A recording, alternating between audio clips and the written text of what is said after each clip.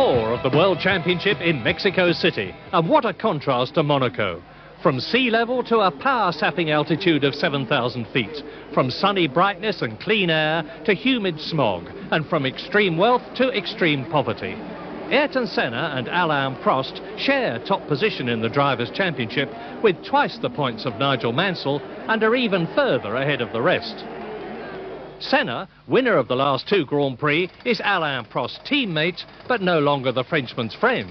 For Alain, the most friendly of men, is aggrieved with Senna on several counts.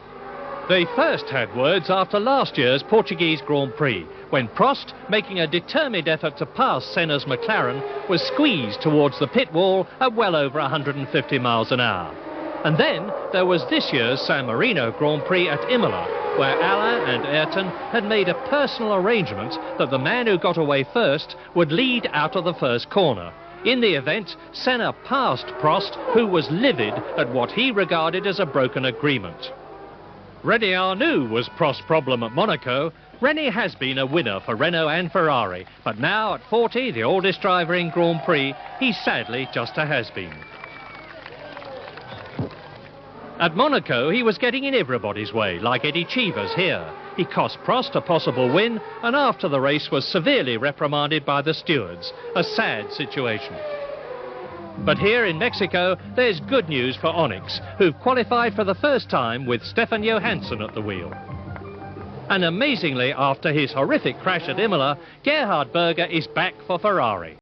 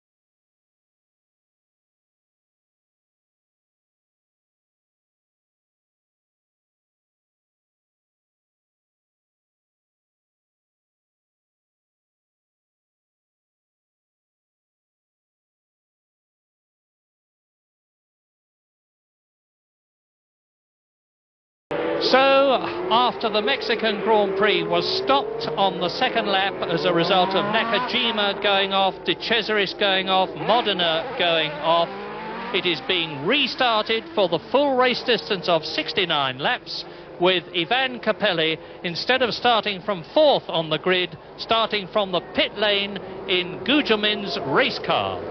Maurizio Gugelmin, a non-starter. There is Roland Brunscheider, the Belgian starter.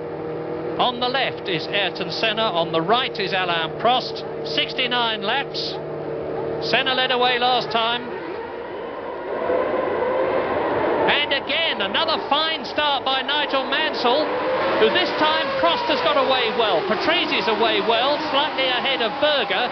They go down to turn 1. That's a little bit unfortunate there. He got squeezed by the McLarens, and Senna makes it into the first corner ahead of Alain Prost. The 2 Ferraris behind. Super start by Mansell, nearly made it between the McLarens, had to lift off, lost a bit of ground, and Berger in 4th place. Berger 3rd, actually. He's got ahead of Mansell. Amazing. Gerhard Berger started from 6 on the grid.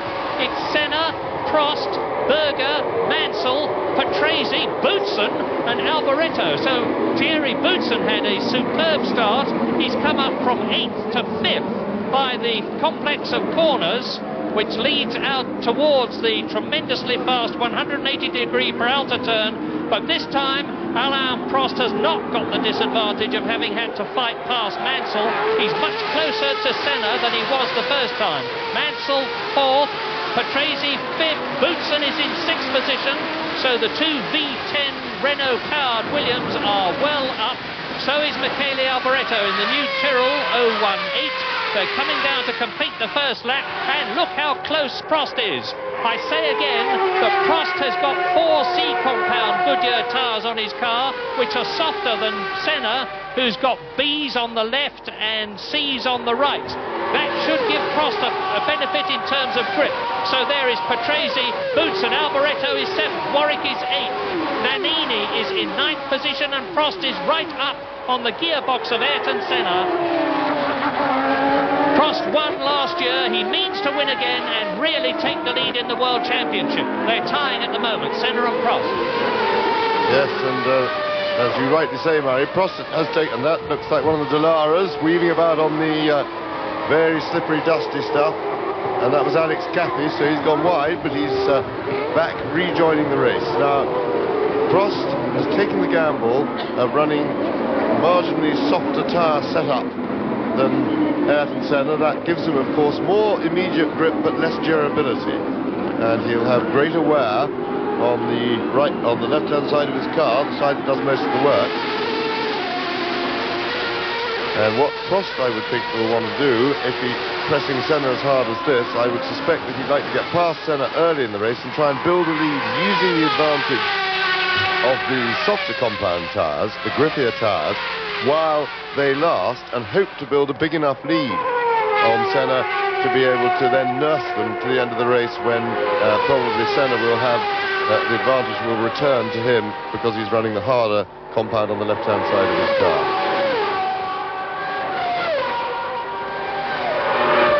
Into the pits comes Ivan Capelli. He started the race in Gugelmin's race car, which was a spare. Bang goes our race car camera. They were to have been on both the marches, but now we haven't got one at all. We are on lap 6 now, which is just under 1/10 the distance, and the Ferraris thus far are going well. No repetition thus far, although it's early in the race, of the gearbox problems which have affected them. And in 3rd and 4th places with Prost harrying Ayrton Senna, but my goodness, he'll have a job to get past. Mansell is definitely closing on Berger. Both the Ferraris are pulling away slightly from the two Williams Renault V10s. But now, there is Patrese, 5th position, with the two Ferraris and the two McLarens in front of him. Thierry Boutsen right behind him. Michele Alboreto, the ex-Ferrari driver, in 7th position, and closing up on the V10 Renault-powered cars in front of him. And therefore, Michele Alboreto is the top V8 driver. He's got a Ford Cosworth DFR engine behind him. The engine, Mansell's going for 3rd position. You just caught a flash of Mansell pulling out to take 3rd position from Gerhard Berger. Let's see, yes. I wish they'd look a bit more at the Ferraris and a bit less at the Williams at the moment, because that is where the excitement is. And here is the proof. Mansell is up into 3rd. He has passed Gerhard Berger, and we are on lap 8, with Senna leading Prost, Mansell 3rd, Berger 4th, Patrese there in 5th position, Thierry Boutsen in 6th place, Michele Alboreto is in 7th place, Nannini is 8th, Warwick is 9th, and in 10th position is Tarquini, Gabriele Tarquini, who's driving another one of his superb races, and in 11th place is Grouillard in the Ligier, and 12th is Jonathan Palmer. So both the Tyrrells are in the top 12. And we're getting what we always hope for, in the knowledge that the McLaren Hondas are going to be blowing the rest off. We're getting a real fight for the lead between Senna and Prost, with no holds barred and no great liking between them anymore. Look down, and now Prost is right up. He's got to get closer still. He won't get past Senna in this complex of bends, but if he's tight up behind Senna as they come out of the Peralta, the 180-degree bend at the end of the lap, he would have an opportunity to get past. But Senna is going to be an extremely difficult man to pass, the world champion in his 82nd Grand Prix, and that is Jonathan Palmer in the pits. What a pity, because his car was going so well, and he was very well up in the warm-up this morning.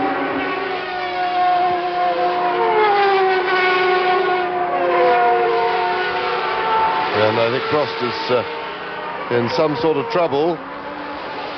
I suspect tyres, and that it'll be interesting to see how quickly he reacts to this problem, because he must be aware of the severity of it, because suddenly he's dropping back from Senna and he appears to be losing grip. And just see how quickly he goes to the pits for a new set, for certainly a new left-hand side, to switch on to V compound tyres. Yeah, it's 3.5 seconds now, the gap between Senna, the leader, and Prost in second place, both in McLaren Hondas. Mansell is now about 2 seconds behind Prost, so he's catching him, and you can see the gap between Berger and Patrese being chased in 6th position. There is Derek Warwick, and Warwick, that is Tarquini catching Derek Warwick. Tarquini in the AGS, who has been a real find for 1989, and he wasn't even going to be driving when the season began. And Mansell was definitely catching Prost. The gap was significantly closer as they crossed the start-finish line this time to the gap on the previous lap. So Prost, we suspect in tyre trouble, we can't know for sure. And Mansell hauling him in. And it's a question really of when Prost will go for the pits, and there's one of the Williamses stopped in the background. Yes, and look at this. There is Warwick, followed by Tarquini. Now, let's spot which of the Williams it is. I can't see the number, I can't see the driver's crash helmet. They haven't gone past us, so I can't identify by virtue of the one that's missing. But I can see movement in the cockpit, and it is Thierry Boutsen. Thierry Boutsen is out of the Mexican Grand Prix, sadly walking home, having held 6th position. There is Berger coming in. So Gerhard Berger into the pits. Now, is this a mechanical problem with the Ferrari or a hand problem with him? And it would be no disgrace or surprise if his hands had given out on him completely. Stefan Johansson. That is the unfortunate Stefan Johansson, who had worked his way up to a superb 10th position, and it looks as though he's out of the race as Berger rolls into the pits, and it really looks to me as though it's more than tyres. There is no activity from the Ferrari mechanics to replace the wheels and tyres, and Berger must be giving it best because of his hands, I think. Yes, you see, what we have to remember is it would be counterproductive for him to be totally heroic and drive all through this race if he's doing serious damage to his hands, because he has to race next weekend. Remember, there's only a 1-week gap to the next race in Phoenix, Arizona, and he won't want to continually damage his hands and therefore destroy the healing process. It'll be most important to him to allow that healing process to continue. So Ayrton Senna now in amongst the back markers. Prost not far behind, but still holding Mansell off. Mansell's no closer to Prost. Lap 19, race order. There is the leader, Ayrton Senna, now some 4.5 seconds ahead of Prost as he is lapping and making a fastest lap after lap. In second position, Alain Prost, just ahead of a gaining Nigel Mansell. In fourth position is Patrese. Boutsen is out, so fifth is Michele Alboreto. Sixth is Nannini. In seventh place is Derek Warwick. Eighth is Tarquini. Johansson is out of the race, and so next is Olivier Grouillard in the Ligier. And here is the race leader, Ayrton Senna, on his way to his third successive Grand Prix victory. And this is going to be tremendously demoralising for Alain Prost if Senna wins here. He's coming up to lap Johnny Herbert now already, and we are at less than 1/3 distance in the race. And Ayrton Senna is shortly, as he comes out of the 160-mile-an-hour Peralta curve, going to lap the Ford V8 powered Benetton of Johnny Herbert in his first season of Grand Prix racing. Prost is hanging on, but at this stage of the race, Senna always tends to increase his advantage over Prost, because he is so good and so utterly fearless at threading his way through the traffic. And we'll have to wait and see if that happens now. Prost's big problem is to keep ahead of Mansell, and he's got some sort of a problem because as he's gone past the pits, we've seen him signal. He's been making some sort of a hand signal to the pits, which will presumably confirm a radio message he will have given them. And Senna has still not got past Herbert. He'll have a job to do that. It's nearly 6 seconds now between Prost and Senna. Senna the leader on lap 20. Yes, well, if Prost is going to make a switch of tyres on the left-hand side of his car, this would be about the right time, because that would give him the best shot with the B compound, the replacement tyres for the rest of the race. It would be about the right sort of pattern, around about 1/3 distance, and Senna having a look past Herbert, but he's not in a rush. He should be able to get right up close behind him now as they go onto the straight, and should be able to tow past him fairly comfortably. Let's see what Prost does. Does Prost go for the pits? I think that was him coming in the background. And Prost has indeed gone into the pits, so the signals to his pit were about tyres. Here is Prost. Let's see if he just changed the left-hand side. Looks like all four. And they got a problem with the left rear. No. It's not as quick as they'd like. And by McLaren standards, that was not a good pit stop, and it's quite a slow entry into the pits here in Mexico City. There's a lot, because of course they have to come around the inside of the long, fast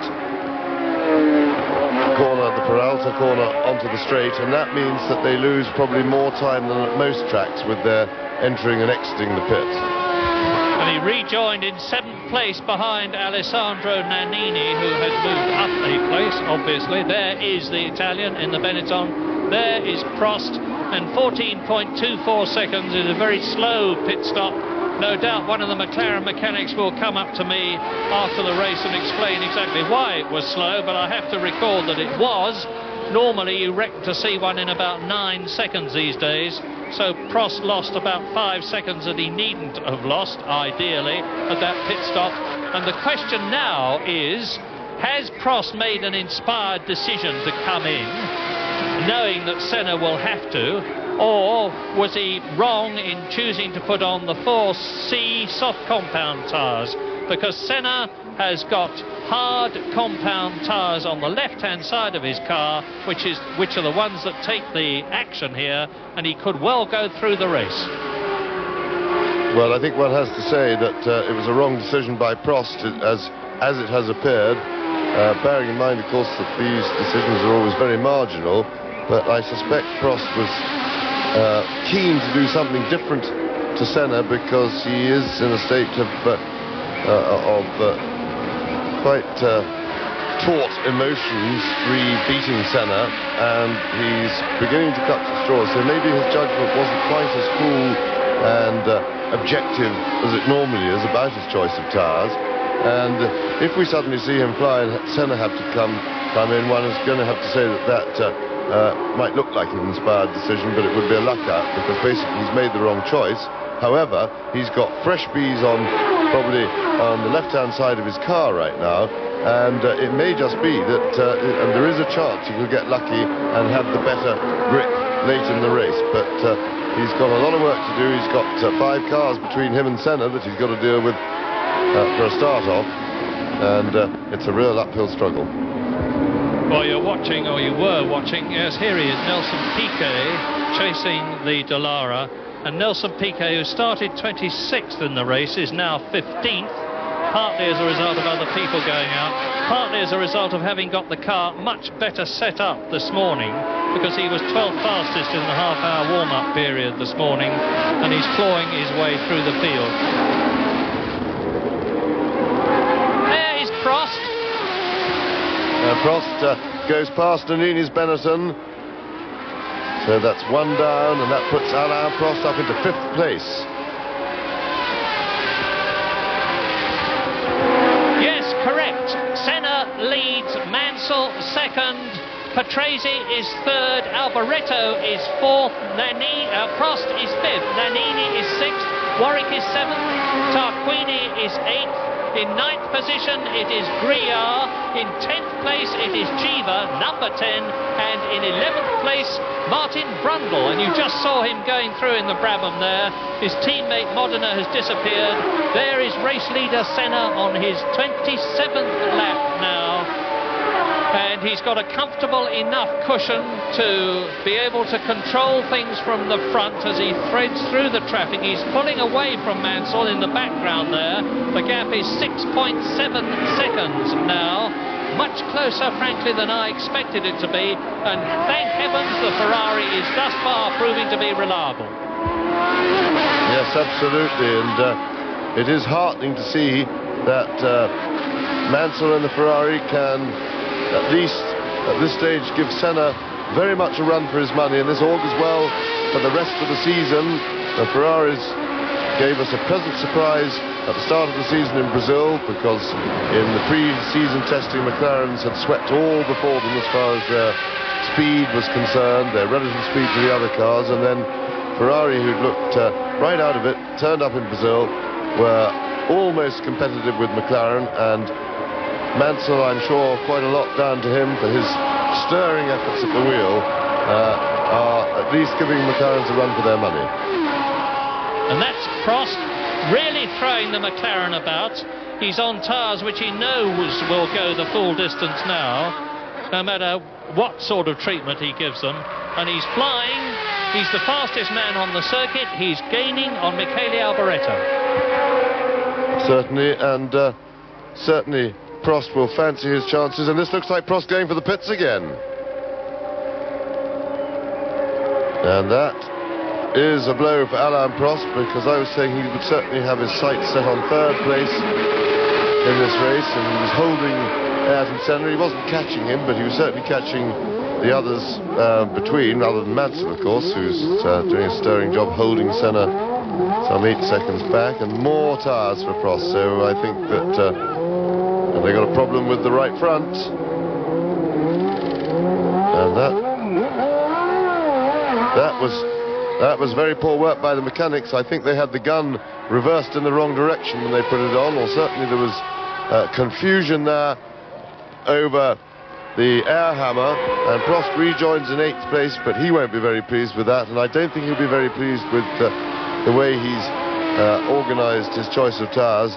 And I do have to say that I think his thinking has been clouded by a certain degree of panic, that his mental attitude is certainly, shall we say, strung out at the moment after the Senna incident at Imola, and there he went to further confuse the man, and has got Senna in his mirrors coming up to lap him. So a very unhappy time for Prost. He was very upset after Imola, not at all happy at Monaco, but he quite expected to struggle against Senna there. But this was one he really wanted to win, and knew he had to win to stand any chance at all in winning the World Championship this year, and really things don't look good for Prost now.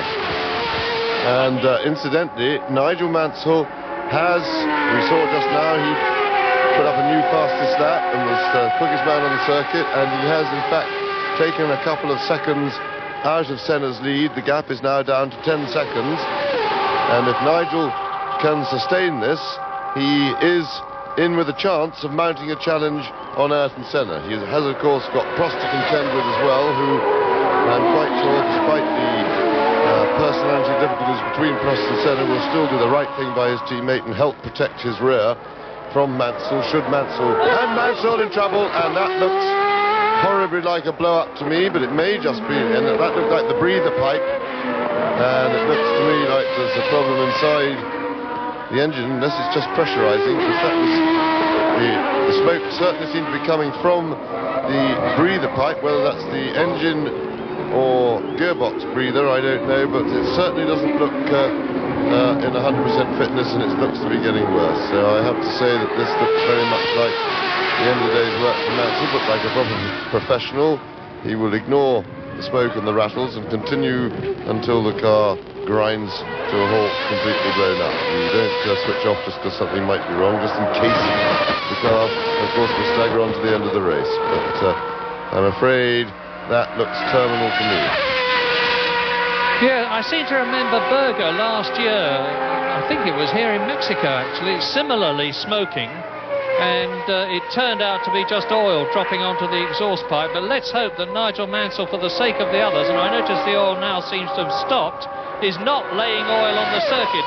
I saw him have a quick look in his left mirror there, but I'm keeping my fingers crossed. The smoke seems to have stopped. Let's hope it's not because the oil has mostly disappeared. But Mansell is... Oh dear, I spoke too soon.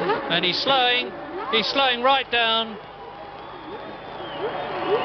And Nigel Mansell's race, I fear, is run. And I think it's possibly gearbox trouble. I could hear him flipping the throttle up. It sounded very much to me like he'd got a whole lot of neutrals, and so that may have been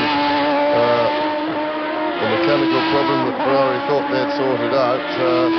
If it was gearbox, obviously they haven't.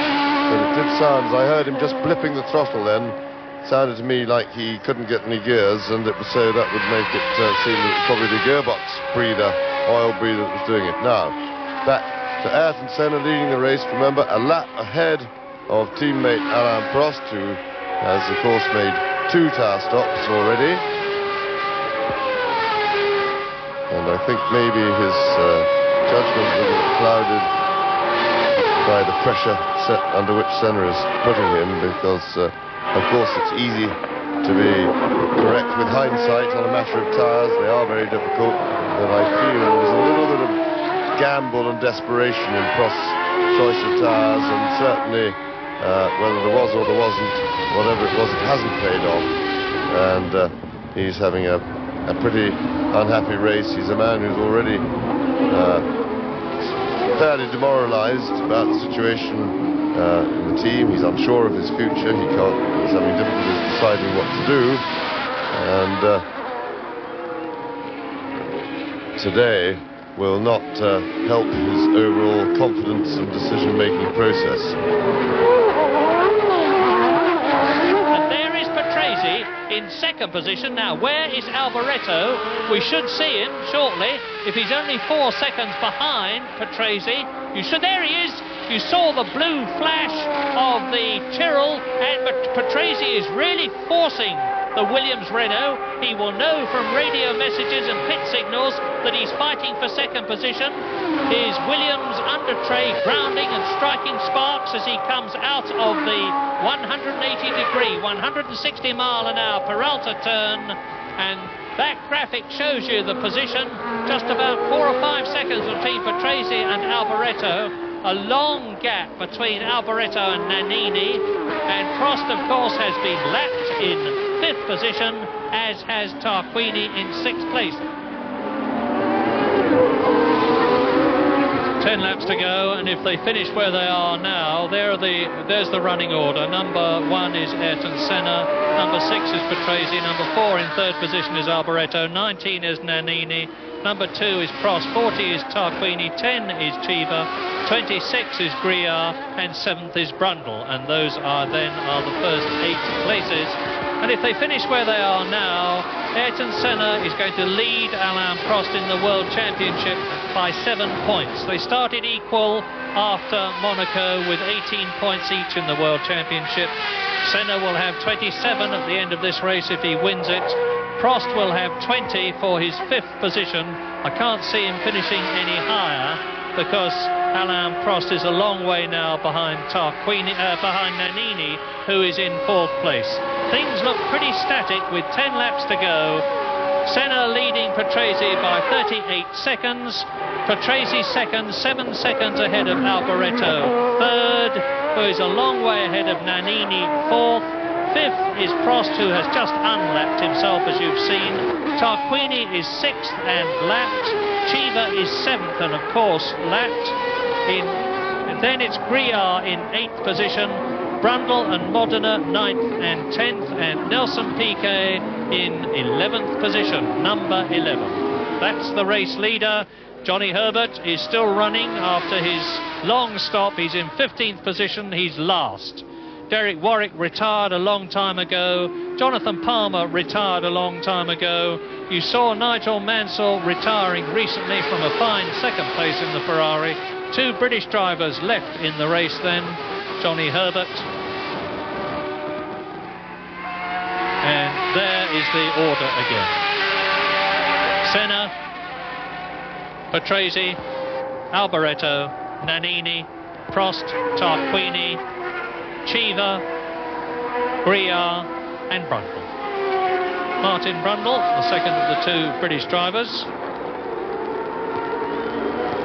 Well, looking at Senna, driving smoothly and determinedly to his 3rd successive victory, I really do wonder what this is going to do to Alain Prost.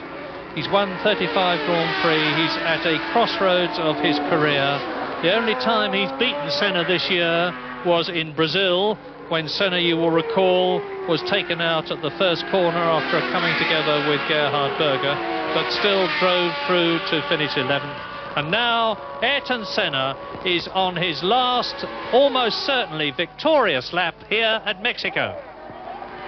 Yes, very much so, and what really has turned out to be, dare I say it, I hesitate to say so, but rather a routine win for Ayrton Senna. It all looked fairly easy, but I saw 2 points that I think may be of real significance in this race. The first, and on the positive side, was the apparent resurgence of Ferrari. A tremendous drive by Mansell, and he was by no means blown off by Ayrton Senna.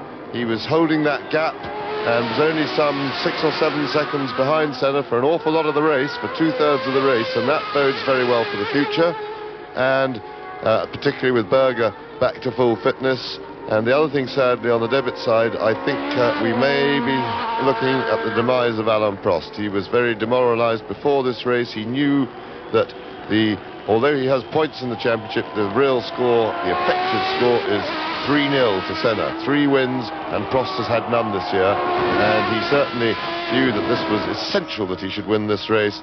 And we know that he's pretty depressed about things.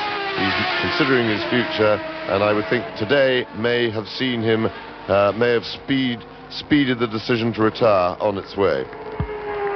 And Ayrton Senna enters the last corner of the last lap in the Mexican Grand Prix to take the checkered flag and victory for the 3rd time in succession, to lead the World Championship by 7 points in front of a very, very happy McLaren team. Second place is going to be taken by Riccardo Patrese, but the good news is that after a superb drive, Michele Alboreto is still running and is going to finish in 3rd position.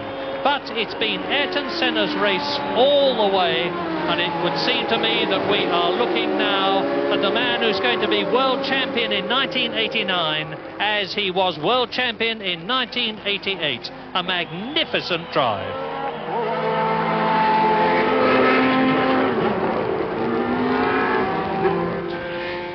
So a magnificent 3rd victory for Ayrton Senna, with Riccardo Patrese 2nd, Alboreto a fine 3rd, Nannini 4th, Prost in 5th position, and Gabriele Tarquini in the points at 6th. In the World Championship then, Ayrton Senna now takes a clear lead from Alain Prost, a long way ahead of Nigel Mansell, Nannini, Riccardo Patrese and Alboreto. And in the Constructors' Championship, McLaren are now 36 points ahead of the new 2nd place team, Benetton.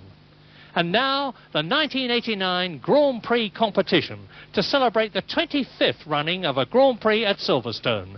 3 parts. Question 1 today, question 2 after the American Grand Prix next week, and the final part after the Canadian race in 3 weeks' time. Top prize is a trip for 2 to the Spanish Grand Prix at Jerez in October, along with a visit to the British Grand Prix at Silverstone in July, with grandstand seats and full hospitality. As consolation prizes, Silverstone are offering 4 pairs of grandstand tickets for the Grand Prix and 10 copies of the BRDC 60th anniversary book and 20 copies of the 40 Years of Silverstone book. Question 1. Quite simply, who, where, when? Who, where, when? Part 2 next week. Part 3 and details of how to enter in 3 weeks' time. Now, the next Grand Prix is next Sunday, the American World Championship event for the first time in the searing heat of Phoenix, Arizona. Grand Prix will be there, and we hope you'll be with us.